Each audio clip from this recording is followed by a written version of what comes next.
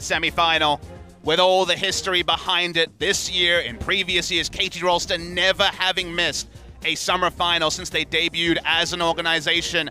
SKT trying to make the first one ever from the wildcard match all the way to the grand final. Focusing on picks and bans. One thing to note, guys, it is dynamic side selection, but KT Rolster have the choice of sides in Game 1, Game 3, Game 5. Blue side won every game in their recent set, and they can ban away those blind pick mid laners a lot happier on the blue side. So that's why you see Cassiopeia and Lucian, the two most impressive performing champions from Faker recently, banned away on blue side. All right, well, that's 2 at Faker. Were those 2 of your 4 that you were predicting, Bob Smithy? All right, well, we're on points so far. Let's see if we get a third.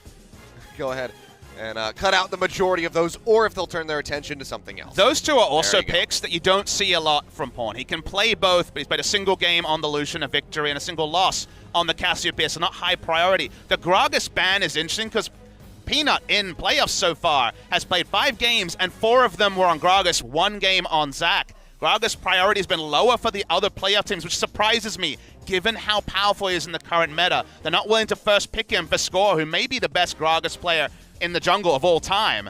That leaves Zac open, though, because Rakan is banned away. The Galio is forced. Elise is predictable. And Score moving past Zac would be a surprise. I mean, this is also opening a bit up here for the side of SKT because the Caitlyn and the Kalista are both available. Happening more commonly recently, and teams, interestingly, are prioritizing the Kalista higher because it empowers picks like this that you'll see from Wolf, almost certainly the Alistar. Ever since he moved away from the range supports that were a trend in the losing streak for SKT, largely been playing Alistar, and if he has to play a range support, it's ended up being, more often than not, the Kennen, just for a bit more range performance, but still initiation. And speaking of initiation, pretty damn reliable between Alistar and Maokai. Well, they're going to take these so far, so KT will get their pick of ADCs, leaving either the Caitlyn or Kalista available for Bang, or maybe he just forgoes it and goes for the Tristana. It could be Kalista Thresh. Could actually be the Thresh coming out from Mata that very frequently is banned against him in the laning phase. Certainly is the most powerful support with so many different playmaking options. The Kalista will come through, but the reason you prioritize Kalista over the Caitlyn is largely to empower your support, so it has to be the Thresh. All right, there you go. Get the duo locked in.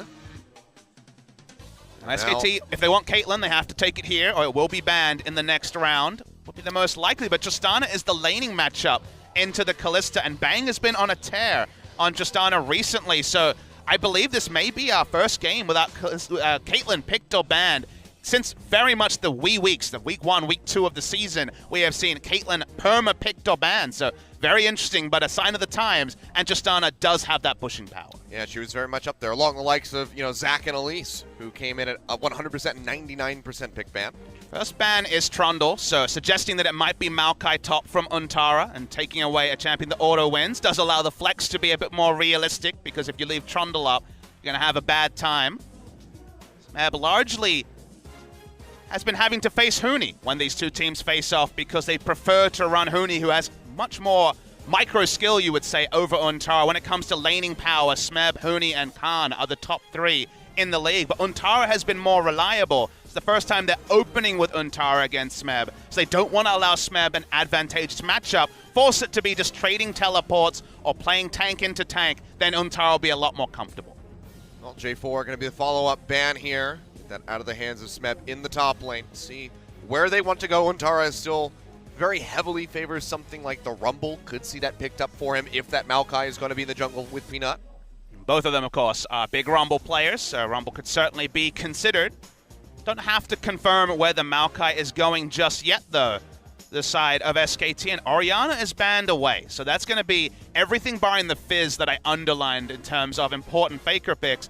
They're going to choose a champion like the Fizz. It'll probably be a last pick, you'd imagine, so that would require Untara to confirm whether it will be Maokai top or not.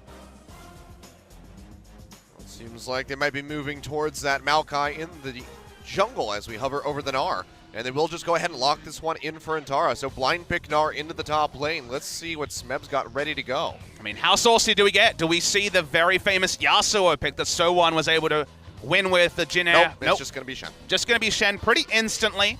Meb is an excellent Shen player. When some of these picks like Renekton aren't favored, he will jump on Shen 6-1 on the season. And first time we see the LeBlanc back for the side of KT Rolster. So LeBlanc blind pick for Pawn. If you remember back to the Grand Final or Springer Killers, you and I cast Pawn basically having to face every sort of lane counter from SKT. It was the Karma mid, Lulu way out of meta in the mid lane as an answer. Well, we just see Faker return to one of those two and be able to just nullify in the lane. Will he try to find a carry? Seems like it's going to be a carry matchup. All right, haven't locked it in quite yet, so I won't get excited. Now I can get excited. All right, Kassadin. No Karma, no Lulu. We're just going straight over to damage. Kassadin locked in for Faker. The meta changes, and so we get a carry matchup in mid. Kassadin has always done well against LeBlanc because of the magic damage shield. Q-Max, very low base health on the LeBlanc with the death by a touch to get decent trades in, but you also get the side benefit of the larger and larger magic damage shield. But it does mean that lane pressure in the mid lane for SKT will not be there like there has been so many times with the Lucian in playoffs, with the Cassiopeia largely as well. So different type of draft with SKT, where Peanut will have to make moves around mid lane to relieve pressure off Faker early.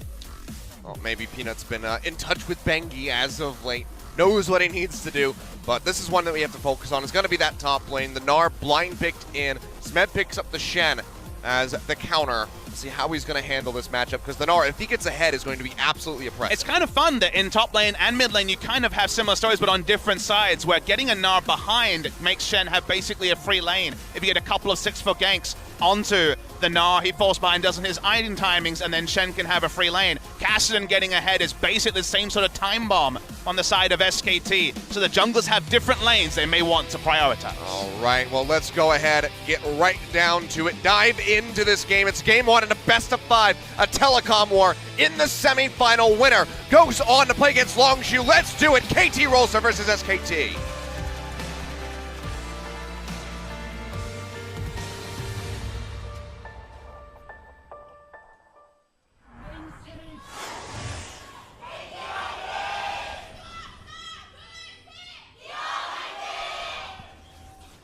Audience was a very slow trickle at the beginning of the hour when we opened the doors, but now the seats have been packed in pretty much. These are the days you live for as a caster, Achilles. When you're not sure which team that you of watching KT versus SKT. The fans pretty divided, as you say. Not full yet, but it will fill up. Sold out in under a minute here at the Sangam East Stadium. OGN bringing you the semifinal, and Pawn bringing you a longsword start. He's going to be working his way towards the Gunblade, pretty standard as a first item, but he just wants to auto-attack down Faker because the magic damage shield doesn't help you against the extra AD from the longsword. Solo queue is ruined again. You say as Wolf starts the cowbell. Oh yeah, got to get it going. You just hear it just fade out into the distance. Oh. No cheeky invades coming through from either side, just going to be a standard start as everyone fans out across the map. Limited vision here for either team. Go ahead and kick things off. You notice the score is starting top side though, so maybe looking for a quick gank bot lane or to potentially invade onto the enemy red. Maokai very healthy in the jungle, but not the strongest skirmisher, and LeBlanc should have the pushing advantage. Speaking of pushing, we're already seeing KT invade onto the blue side. This is definitely a scenario to take away the enemy red. Working their way through there, but the smite comes through, so Peanut will go ahead and secure the blue buff for himself. Let's see how much AD Pawn is starting with, but the longsword obviously adding 10 to that number. I can tell you that Faker has 61. Thank you for that, Kilios. Reading comprehension check. Gotta get everything working at the start of game one, so appreciate it. It's good. I've hit my optimal settings. I can read properly. As long as you can read the team fights, everything's fine. That's all I'm asking for. That's what I'm here for, baby. Yeah. Cap prep. All right, some exchanging going on in the bottom lane. Mata just looking for a little bit of harass as Deft fiercely pushes up to the end of the wave. Pushing specifically in mid lane is going to be fine. Bot lane SKT should eventually be able to get an advantage. But level 1, Rolster is famously very, very weak when it comes to any sort of trade. Needs to have the all-in option. Thought that they would just engineer a red side invade for the side of KT, but it seems they just want to slow down the speed of Peanut and ensure that Score can go for a pretty greedy clear. Everything sort of the Gromp is being cleared, so he's going for the full clear here is Score. Scoop up as much as possible before we see those long-range ganks come through. 82 AD at level 3. Seems good. Though he is still the one taking the brunt of the damage. That's the problem when you go Deathfire Touch Cast, and I mentioned it in Champ Select, you're so comfortable to just happily Q and then the Deathfire Touch proc, and Blanc doesn't want to take much regen. Just the refillable potion's not going to be ideal. That's why you see very one-sided in terms of the trades so far, apart from both of the potion charges being used by Faker. Well, Ward in the river here for SK Telecom. Ready to spot out score. He'll come over the wall. Don't believe he's spotted. He is now as he goes to kill the Scuttle Crab. Nothing too consequential, though, as Peanuts on the other side of the map doing just that. Control Ward will go ahead and reveal that one there as the hook comes through, but it's not in onto Bang. Still takes a decent bit of damage from the Ren, but overall will remain safe. Score's not clearing this. Wants to try to play the mind games here with Faker. Allow for him to push up. Slingshot being channeled.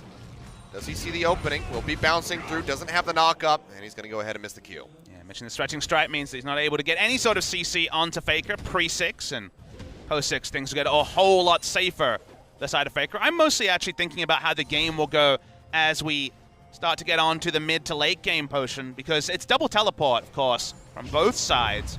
Given that Faker should continue to have a very happy time in side lanes against the LeBlanc, and it's not like Shen is ever going to have kill pressure on a Kassadin. Feels like SKT's side lane options just get better as the game goes on, unless you can stop the snowball or even deny farm. That's why you're seeing multiple different members rotate around the mid lane. SKT is so happy with their late game insurance from both Kassadin and Tristana's scaling. They're happy to play a longer game. I mean, it's going to be that much more difficult for Depth to try to keep himself safe when you have a Kassadin just rift walking onto your face. Not to mention the Tristana that can be leaping into the back line as well, if they should find her to be a bit unprotected. Well, last time we saw Kassadin, it was a loss. Samsung Galaxy taking down SK Telecom as they went one by one trying to kill Ruler's Varus on the day, and you can go lifesteal pretty happily. Double lifesteal on the Kalista. Nice interrupt of the E there. It's okay. He's still in the spot of bother, though. Flashes over to the other side. Go ahead and keep himself safe, but flash down for the Maokai, so a little bit less gank pressure available there for Peanut. Peanut probably just going to be on the back foot, but if that means they're able to actually get a successful gank onto Faker, it'll be worth it, or even onto the Gnar to allow Shen a more happy time.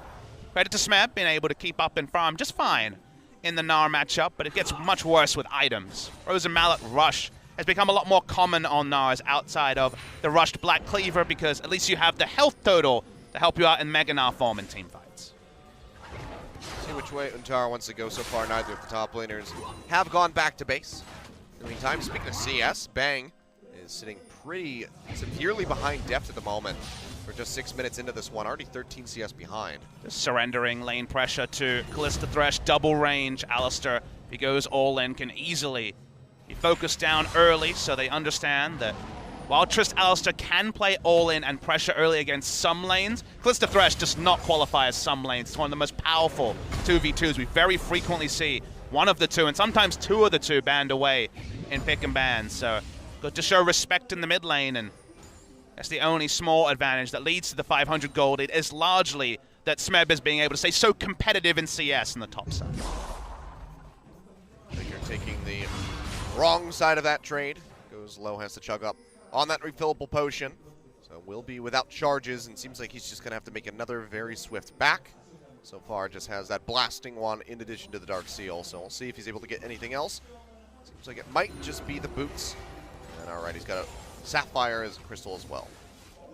Just worry for KT Rolster if the game goes long. I'm thinking of what the game looks like in a 1-3-1. We know that LeBlanc will be pressured out by the Kassadin in the 1v1 as Horn picks up the blue buff. We know that Gnar is so happy just taking down turrets in the face of a Shen. So we think about the 3, and the 3 is going to be Tristana putting down the Satchel, taking down turrets, and you have the Maokai ultimate and Alistair both as disengage tools. So I feel like in a 1-3-1, late game SKT has basically the perfect setup. All about snowballing early to try to take them down as Untara is going for a bit of a damage trade onto Smeb. Yep, still haven't seen the items come through from these guys. They've just been sticking around in the top lane thus far. Tara maybe just looking for one more wave to shove into that tower, and then we could finally see his items start to come through. Smeb has almost always rushed Tiamat into the Titanic Hydra to have pushing ability on the Shen, remove the one famous weakness of him. Now that Sunfire is not commonly seen. Also not level 6 yet, but Just a similar sort of damage trade that we saw from Untara on the top side. Yeah, it does go quite low. Didn't see the Fate's Call coming through from Deft, so weren't looking for the all-in potential there. Smeb finally starting to go on the back, as Untara just goes ahead and looks to deny a couple of minions into that turret. Pawn's gone full Mad Scientist, just rushing the bilge water first. Doesn't need any ability power, wants to just lifesteal up. Imagine he just like buys a Black Cleaver instead. Oh no, Blade of the Ruin King. Come on, mate. Or that's what I meant, sorry. Yeah. I just phased out on that one. Yeah, Blade of the Ruin King. KT, absolutely insane. We outlined how the late game doesn't necessarily suit them, barring some excellent team fights. And that's why just taking down Drakes would be a nice start. They will go ahead and have that one. Fate's Call's been drawn out as they throw Mata forward looking for Peanut. Takes a nice little sidestep. Wolf now does have level 6. Leap in comes through from Bang. They're looking for Mata. That's going to be the Stand United coming down from the Shan. As Wolf does go low. Still is in the fight at the moment, and Pawn gets locked down, but the Dark Passage will go ahead and take him out. Tara not able to arrive in time and didn't have anything built up in the Rage Bar, so wouldn't have contributed too much other than a slow. So no first blood, but Ocean Drake over to KT. Yeah. KT pick up the objective. They're set up to take when they have the pressure lanes and also the Callista for the Ren secure. KT already used teleport to get back to top, so didn't have it to get back into lane, and that was, of course, the Stand United used. Ends up being not too much to talk about, but could be a preview of future fights. Faker's on the roam. They know that Smurf has flash up, so low percentage chance of a gank coming off. And we'll just go ahead and peel back away from that one. Get back into the lane where Pawn is going to have this wave shoving through. This is scoop up this wave to try to remain competitive in CS because he has fallen behind just a slight little bit. Pawn had those couple of games where he's playing the LeBlanc. Mentioned he's undefeated on the season. The sort of pick where in the last big games, against the other contenders, I always had LeBlanc underlined, but they didn't go towards it, and actually it was pretty frequently banned against KT. LeBlanc is a much bigger pick in other regions than it is in the LCK. Definitely not any LCS fans know all about this. But in Korea, it's largely been overlooked for the safer wave clear. No Galio available, of course, banned away against Pawn. It's a pick that has lane pressure against a lot of lanes, but Kassadin is one of the few that outscales pretty heavily another teleport mid lane user like the LeBlanc in basically every part of the game, and even has a safe laning phase. Nice lane ward, does spot score coming in. But the Kassadin does answer pretty safely for the entirety of the game. Charges up the slingshot, but doesn't find the opening. Pawn didn't have an angle to go ahead and throw down the chain. In the meantime, Peanut is waiting in the wings. They know where he's at. They see the blasting cone get used. So he's pretty deep into the jungle, and they're looking for a pinch, but Mata is already on the roam to ensure his safety. The adjustment you're seeing in Peanut's play is something that I think might be lost on casual fans, because Peanut started off this season famously with a negative win rate on SKT, even when they were doing well. Before Rift Rivals, he was not the preferred jungler. We saw a lot more of Blank in the earlier parts of the season. And him being able to play comfortably on Cinderhawk champions is the new thing, Achilles. He looked great on Zac last time they faced KT Rolster in Game 3, pulling off some excellent ganks. He's happy to stand back as a Maokai, give up camps, give up pressure when he understands the long game. And Cinderhawk junglers aren't about the early skirmishes like an Italy or an Elise. They're much more about looking at the long game. So Peanut being able to alter his mindset, take a back seat instead of having to be the primary carry, which certainly on a team with Faker is a very important thing to be able to do, is an adaptation that we've seen the last month and a half that shows another side to Peanut's already potent game. And somehow he's been able to get the Zac twice now versus KT in the Telecom War, and then versus Samsung, who had, albeit one of the strangest drafting strategies that I've ever seen, giving up the Zac and the Caitlyn simultaneously. Picks are being left open more and more. That's kind of been the thing. You're correct in that they were able to first pick away the Zac and get the Caitlyn as a bonus in that series. Got yet again ready to go, but Pawn still doesn't have an angle. Teams have shown different priorities. The must bans do adjust, and the mid lane bans onto things like Cassiopeia have become a lot more common. And it just removes the flexibility of being able to ban the same red side champions every game like we saw for such a long time. The Callista, Caitlyn, Zac is much less common as red side bans and being forced on the blue side more because people didn't practice a lot of those champions when they weren't available. The Zac especially. But Score, this guy who we call a pathing jungler, who's always rewarded for his intelligence and his adaptations, for him to have Zac, who has so many different options in team fights for initiation, is a different kind of quandary for SKT to deal with. Well, for now, been slow and steady, some skirmishing here and there, but no real avenues of approach for Score. even with that incredible range, the Elastic Slingshot has not been able to get into the mid lane on top of Faker. Mata going for the seal, doesn't quite have it. It was very close, but Faker able to go ahead and take that one away with a Force Pulse. Does feel a bit like that window's gone, Achilles. The ganking the mid lane plan. He's got the Rod of Ages, so he has early health. His flash has been up the entire game. Riftwalk is available. I feel like maybe that time has passed, and when it comes to lanes to gank, SKT have double disengage in the bot side. And speaking of the bot side, Tristan is actually joining them. They're going to try and get first brick in top. Yeah, looking for it, and they should have it right here. Go ahead and pop that tower, and then it's going to be SKT pushing themselves into the lead, albeit very slightly, just going to be 500 up at the moment, but this is what KT has desperately needed to avoid. Now they're going to look to transition this into a Rift Herald, which will very likely be another turret going over to them. Smeb able to get himself out of there with a Shadow Dash, but will not be able to contest this objective. You say that, but we see LeBlanc walking up. Kallista's trying to group. Takes a long time to kill Rift Herald this early. A score finds Faker. They'll just take a ride on the Blast Cone. So you can't contest the objective if they're not taking it. That's fair. See, I was just looking into the future. You got the next level, you're doing some Faker level commentary right there. It's actually helpful if you talk about what's on screen. And speaking of on screen, as Mata gets jumped on, but Fate's Call is there to go ahead and deny that damage to come through. A couple more shots onto that explosive charge. Would have been a kill going over to Bang. Would have been our first blood. But still will be eluding us for the time being. SKT ending the laning phase and putting Tristan in top side at just the right moment does open up a gold lead that they were so far denied in standard lanes. 26 CS is not enough of a reward for Def when it comes to the global gold that SKT was able to pick up, and they'll just return to normalcy on the bot side of the map. No need to try to accelerate the game in the mid lane or anything like that. They don't have the ward coverage to make plays around mid lane, so back to a short 2v2 laning phase. Suits Bang and Wolf just fine. And just steady as she goes, again, has been conceding CS very much to the side of Deft. You can see how far behind Bang is at the moment. Looking for a little bit of a trade. Big shot getting ready to come through. Score will be jumping in. Interrupts! Bang interrupted. Pops the shield, but it's not going to be enough. First blood does come through as it's handed over to Deft. Now they're looking for Wolf, as the ultimate's still available, as well as his flash. We'll go ahead and pop that charge his way out, but now KT going to be looking for their first turret here, 15.5 minutes in. Have the gold lead off the first blood, and they're just going to go ahead and add right onto it. Yeah, one proactive move from both teams gets an advantage in the bot side, as Wolf will be able to get out. For SKT first with their rotation, now the bot lane turret is answered by KT, and KT have been able to incrementally chunk down the mid lane turret. They need to increase the pace of the game. All the things I was talking about where the game is going is 3-4 item territory. It's 35, 40 minutes. Now is just fine for KT. That's the first successful attempt at a gank from Score as well. You're looking to interrupt onto the Dragon. Force Pulse does a lot of damage here to Score. Now Pawn arrives, has the chain to lock him down. We'll go ahead and jump away, and the Dragon will be handed over to KT. 2 Ocean Drakes for them so far. Mountain on the way.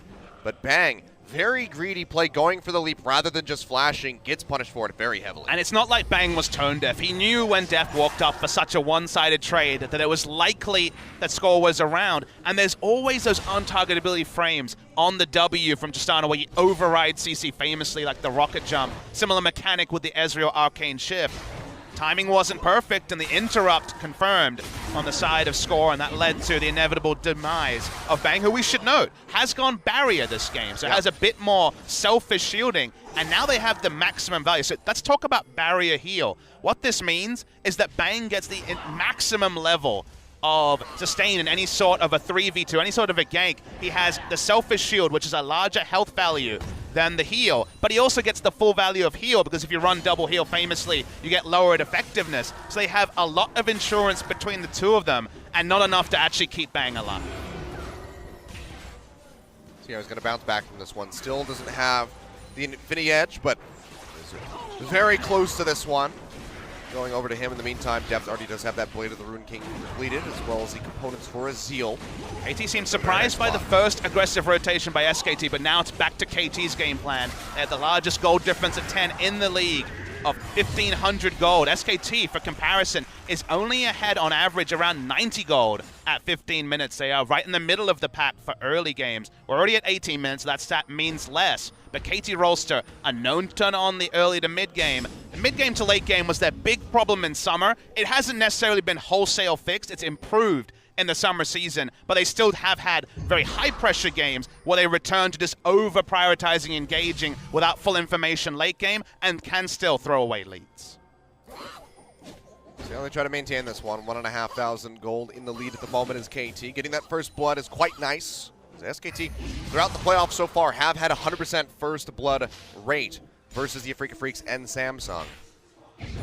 One little factor I want to talk about again. It's coming back to heal and barrier, because it's so new when it comes to bot lane summon, as we've seen the cleanse and heal, for example, on Janna lanes. But barrier and heal also says they have no exhaust, they have no ignite. To me, it's a non-interactive, non-team fight summon. It's basically saying, we just want to go for the pushing 1-3-1 strategy and have barrier and heal plus the Maokai and the headbutt away to get out. So it's a get out of jail summoner's choice rather than a combat summoner choice. So I think it suggests they really do just want to focus on 1-3-1, get their items, and avoid fighting. All right, well, seems like we have a pause coming through.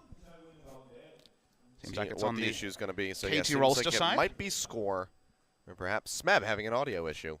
Headsets have been a bit hit or miss recently, unfortunately, we've found. So hopefully it's going to be a small issue. Not a lot of action so far in our game, as we're getting confirmation there's a little bit of a noise in his headset, so wants to get rid of the white noise. There's a noise in your headset too, OG and Legion. That's us talking. If that's annoying, apologies. If you just noticed, then hey, welcome to the cast. Not sure how you were ignorant to this the entire time. Faker just going for a bit of a yawn. Those days, again, I was reading just today. I believe it's that the SKT players wake up at 11:50 a.m., start their first practice block from 12 to 3, have 3 to 7 off, then play from 7 p.m. to 4 a.m. So it's pretty intense days, around 13-hour days of practice. That was their adjustment after their struggles at Rift Rivals and after Rift Rivals, was they were going to play more. They gave up time off to practice more. They increased the amount of games and scrims, and you have to say it's paid off in the long run. It really has. I mean, the bounce back that these guys have had has been absolutely crazy. 7-game win streak, six matches as a win streak here for SK Telecom. And they're establishing a win streak while KT Rolster couldn't play. Their season had already ended after they lost to SK Telecom, and that's a different type of problem. Famously, Casson doesn't have much wave clear, so can at least get a bit of a chunk onto this turret. Quite a bit of damage down onto it. Scores in the vicinity, looking for anybody to cut off. He's going to go ahead and jump in onto Peanut, has the ultimate, pulls him back. For a little bit more, Hook connects in onto Wolf, not onto the Maokai. It looks like Peanut will be going down. Couple more hits, gets the Sap Magic passive, and the Smite to try to keep him alive, but he'll go down in the end as Pawn finds the second kill of the game. Still 1,500 gold up. Is KT, finds the hook after the leap. Bang immediately has the flash away as well as pop the barrier. And now KT are primed to go ahead and knock down this outer turret in mid. That hook led to barrier, flash, and heal being used between Alistar and Tristana. So 3 summoners. Beautiful stuff from Mata, who used both of them himself. Bang was on the outside of the fight, realized they wouldn't have Nara in position, did not want to commit, so they had to give up Peanut for free. We're 20 minutes in, not enough Baron damage to force that objective yet, and now KT Rolster on their own bot lane. Yeah, and Tara still in vision, that ward about to expire in the brush. We'll be spotting them out. It seems like they're not that concerned with killing the Nara, just want to keep the turret alive. Nontara went laning. He went Black Cleaver, which has not been the common pickup recently. It's been a lot more Frozen Mallet Rush. Last second there of the recall being channeled by Death. So notable that he's gone Black Cleaver, and certainly it goes back again to the summoner choices, the champion choices. 1-3-1 and no fighting is what KT want. Black Cleaver gives you the most in the 1v1. Doesn't have the same health total as Frozen Mallet in the team fight, but even if they're not able to put down aggressive wards for a team fight, that may not need to be a criticism for SKT in this particular game, because everything suggests that it's all about the turret destruction. Oh, we take a look at Pawn's items here. Sheen has been purchased by the LeBlanc, so he is just going for quite a bit of annoying damage. Yeah, burst. I mean, that's probably what it's going to be. Lichbane second is very possible in this particular game. Gives more turret pressure, just auto-attacking and getting procs onto Faker, doing mixed damage rather than the ability power that the magic damage shield does so well on the side of Kassadin. A lot of different things going on in this particular game. Sometimes you next level yourselves too far and it doesn't work. You know, there was no guarantee that the Janna with heal, AD carry with cleanse was going to work, but that worked a treat for MVP, and a lot of teams have copied it. Here SKT playing around with summoners as pawn, goes heavily into the AD side of itemization to help the laning phase, and 17 CS over Kassadin. Usually that's something you criticize, it's not big enough of a lead, but it's a Kassadin winning lane, a bit like the Corki lane is against LeBlanc, so he's doing fine, but the itemization certainly hasn't warped the game. But KT yet again adding another dragon stack, this time a Mountain Drake, to help make up for some of that damage that the Callista doesn't typically offer onto the turrets.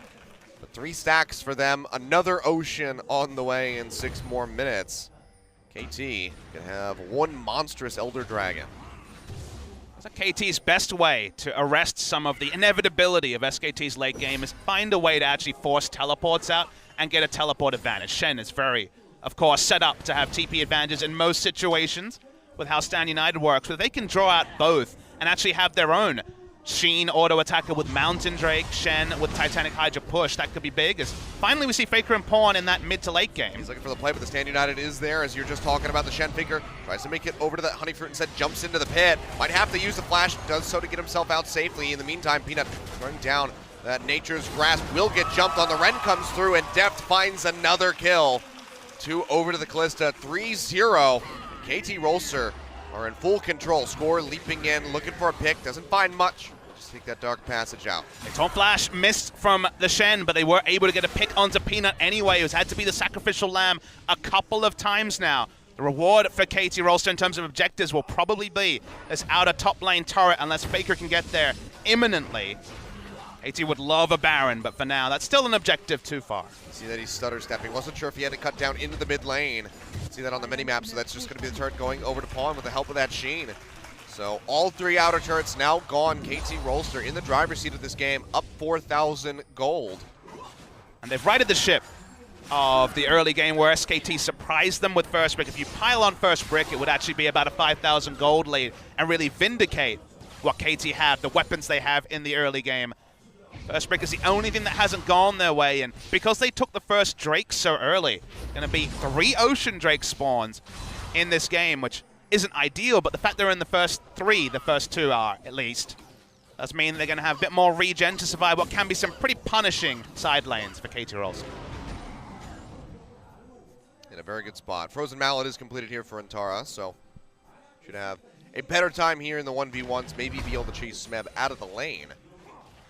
The problem for KT is that when the easy objectives are gone, which represents the outer turrets, it's very difficult for them to get more because the control ward line is hard to contest around the enemy blue or shallower than that, and Maokai can still turn fights. Teleports from Kassadins and Nars can still turn fights. It's only in neutral areas like this where they can see this. Okay! Oh, the hook is just going to go ahead, land in on the Bang, regardless, and now the Ren comes down. Deft will keep himself alive. The explosive charge not enough to find him, but they will find Faker. Another hook coming through. Riftwalk will not save you. It's a double kill to Deft. 4 on the board for him, and KT might just be looking at Baron 25.5 minutes Mata in. has Death Sentence on a targeted ability this game because pulling off hook after hook. The Callista Thresh was the big duo they were able to get, and even though everything around them could potentially not work, they've managed to get the maximum value out of Callista Thresh. This should be the first Baron of the game. Peanut has gotten a lot of steals, but he smited down a Raptor. He's given up on this one. And it's also Mata just waiting in the wings. You know that the death sentence is going to connect yet again. We'll just take a ride into the pit. The Ren comes through. Baron over to KT Rolster. 26 minutes in. Now up almost 7,000. We'll get another look at this gang. Bang walks up. He's done this a few times, having faith in his summoners, but Score able to kidnap him out of mid-air after the hook had already come through. Then Mata decides, well, my work's not done here. I'm going to get another one. Hits the flay, and then actually hits the hook before the Rift Walk and still goes through it. Looks like it was buffered in many ways. They get the Baron buff, and now all the things we outlined about what SKT's draft does do not apply because Baron buff is the ultimate equalizer. I mean, if you're Bang, I don't even know who you hate more in that instance. Do you hate Score or do you hate Mata, the deliverer or the catcher? In the meantime, Faker getting jumped on. Shadow Dash comes through, and he is just going to mount Smeb. Will take that kill for himself, and Faker does not look very enthused in the booth. In the meantime, the rest of KT knocking down this inner turret in mid. Won't quite be able to take it, but they're getting top lane simultaneously. This piggybacking is working super well in the side, and they're going all in. Of course, they will lose a turret in the bot lane as Gnar can't follow this particular teleport play, but he actually has to recall. It's Baron buff, so they're able to make teleport plays because the expected outcome, if you get the gank off, goes way up. It's not just going to be a single turret, it's pushing into an inhibitor turret as well, and KT's map pressure is off the charts. Well, that's two inners. Hook does connect, but Mana doesn't want to take a ride over the wall onto Wolf. Will get a decent chunk away from the Alistar. Still quite healthy. Seems like KT will be dissuaded for now. Very deep TP coming through from Faker. Down by the enemy Raptors. Will be charging in through the mid lane looking for a play, but he's spotted out, and that just might be the burn of Yeah, TP. the minions are so important there to give them exact timing on where to go, so Mana didn't just run into Faker. Faker, maybe in a bad spot, has to use the flash. Will be jumping away. Meanwhile, leaping back into the mid lane as they look for Untara, snatches him up, kidnaps him yet again, and delivers another kill onto Deft. 5th for him, 5-0 on this Kalista, and that's going to be the inhibitor going over to KT. I mean, SKT have such a slippery draft, but it's a pick come from KT because of their amazing mechanics in this game. They have penalized them to the maximum with Thresh and Zac that can go oh so wrong if those skill shots miss. They've already broken the base super early in the game, and all SKT can do is watch on in horror. Another hook coming through, looking for Faker, flays him back, but he jumps over the wrist walk. In the meantime, Wolf going low, Chains coming through, not gonna have the lockup, and Steph finds a massive Shadow Dash. Nature's Grasp thrown down by Peanut, but he is just likely to die yet again. Flashes away, gets locked down, another rend over from Depth, puts another kill on the board. A second inhibitor going down, and honestly, KT are going to be looking to close out this game 35 minutes. Everyone's predictions of 3-0 SKT, they always have the win over SKT. KT are trying to rewrite that and at least pick up game one. We have not had a single series go 1-1 or a single series where it wasn't a whitewash in playoffs in the LCK this year. This could be the start of something for KT Rolster, and they have so much of a gold lead, almost purely from kills, and then you add in 3 Drakes as well. Everything going right for KT Rolster. What a turnaround. Start of the game, rough around the edges, but they have cut this into a fine diamond for KT Rolster. SK Telecom, almost 11,000 gold behind, 30 minutes into the game. Haven't got a single kill. The only objective that they have is that top tier 1 when they got the first brick. This is nearly a perfect game versus SK Telecom in the semifinal. And you look down the list of kills and you're like, okay, who's the person we're rewarding? And your eyes can't really look past F. He's 601, but come on, it's the double secret agents here. 006 and 007. Score and Mada have run this game with their hooks, with their initiations. They've been so on form, and they needed to hit those picks when they did because all the talk of SKT in the late game may never happen with how far KT are ahead. Nature's Grasp coming through, Mada landing yet another hook. Swirl just slam a couple people together, but overall, KT not under very much threat, and they're just going to continue the siege because all of SKT has to peel back to deal with these super creeps that are pushing into the mid and top. Right now, the map pressure is so one-sidedly in the side of KT Rolster. As you say, 2 waves of super minions pushing in. Lister able do his bidding in the bot lane just fine. Teleport onto the minion to guarantee the last inner turret will go down. Smeb's here as well. They're not going to rely on just Stand United being completed. And KT are knocking on the door of a Game 1 victory. It's pretty much in their grasp. They look for this final turret here before they get over onto the Nexus. Peanut takes so much damage. The Ren coming through, junking him down to about 1/3 of his HP. Has to retreat back over to the fountain. KT integrate the base. Faker just has to answer minions, something that Cassidy isn't itemized for and is known as a champion to be able to push off.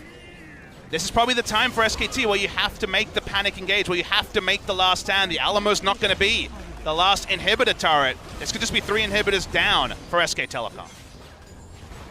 Yeah, can't quite walk Deft up comfortably to get in on top of it. Untara in that Meganar form at the moment is still threatening. Score's going to go in deep, however, looking for the kidnap, does find one. In onto Wolf, drags him away as he goes low. Shadow Dash comes through, and he is going to get taken down. Did not have the Unbreakable Will, and now Peanut will be suffering a similar fate. Another Ren might just do it. No, one more auto attack will take him down. Another double kill over to Deft, who seems like he is just having the perfect game, but it's the supporting cast around him that is really enabling it. Mada has been an absolute monster on this Thresh so far. Looking for the killing blow here. Pawn going low, takes quite a bit of damage, but Stand United will keep him healthy. And in the fight, dashes to the side for the pick in onto Antara. Comes up with a knockback. They'll get the pop onto the Zac, but he hasn't gone down yet. Neither has Depp, but Faker finally comes up with the kill, the massive shutdown. But he just delivers himself to death as well. Finally a kill on the board for SK Telecom, but it might be the only one that they see. Might extend the game though, Achilles. Pawn has to teleport back in if they want to try to finish now. They don't have to be greedy. They're going to go for it anyway. This is definitely the KT way. Looking for the turnaround. Hook going to go wide for once as Pawn comes in, gets popped up immediately, and Bang has quite a lot of damage to offer up onto that LeBlanc. He has to dash back, keep himself alive, but in the meantime, Antara has fallen. Nexus is exposed. KT will go ahead, hold off for now, but they can just go ahead, scoop up another Baron, another Dragon if they really want it.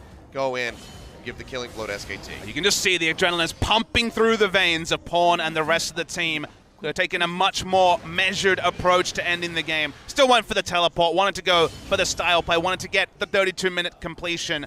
Not going to happen here. SKT actually, with how many recalls they know that KT have to push through, is able to get vision around Baron, where if KT had pulled off earlier, would almost have been impossible, would have been a pitfall for Wolf to try to face check enough brushes to get wards on Baron. So they get it here, but KT doesn't necessarily have to go for Baron. It would be the insurance, would be 3 waves potentially of super minions and Baron buff minions coming through. But for now, they're just pushing every lane and then reassessing whether they want to try and end the game here or take the Baron to try to confirm it. A little bit of pressure alleviated here for SK Telecom as the mid inhibitor has respawned.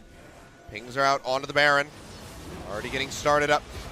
That's just going to have a massive amount of Ren stacks into that one as Pawn finds Bang, takes him low, dashes in, one final chain. Will take him down, but can he get out alive? Headbutt Pulverize coming through, dashes over the wall. Baron has gone down. Dark Passage is there for Mata to go ahead and scoop up the LeBlanc, so he stays alive. And seems like it might just be 3 waves of super creeps very shortly here as the inhibitors might just go down again. We outlined Bang's increased level performance, particularly in the Samsung series with our pre-match graphic from OGN.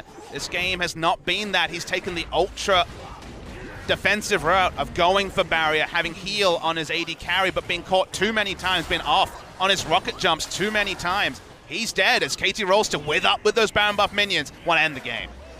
They are looking for it score. Going to be overshooting that one as Antara desperately tries to build up the range bar. He needs one hell of a setup to try to turn this around for his team, but he is getting locked down and junked out.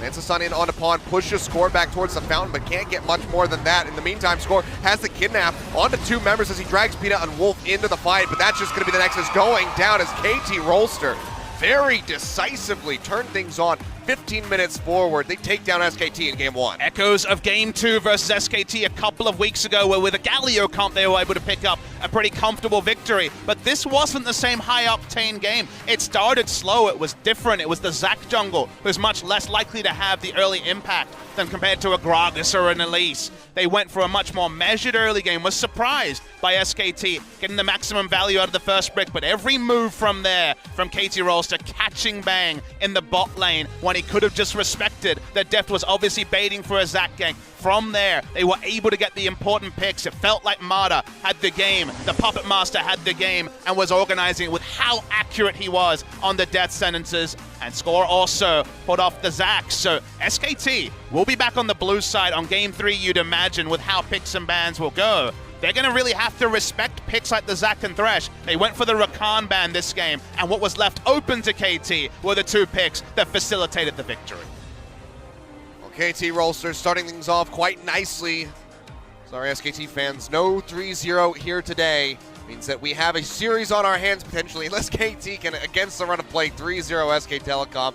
But I don't think any of us anticipate that to happen. But what I'm curious about is what SKT comes back with after the break. Who will we be seeing in that booth? The picks and bans will adjust. I don't know if the lineup will adjust for game 2, but you're right, it may adjust. But the picks and bans certainly will. There's so many power picks. Kalista, Caitlyn, Zac, Thresh, all available in game 1. There's so many power picks that if you have to adjust, ban a champion from game 1, there's going to be an embarrassment of riches available to replace it. We'll see what happens when we come back from the break, see what SKT can piece together as they try to fire back, put a win on the board, and make this a series. For now, KT fans can breathe a sigh of relief, but don't get excited quite yet. It's just game number 1 out of the way. When we come back, we'll have game number 2.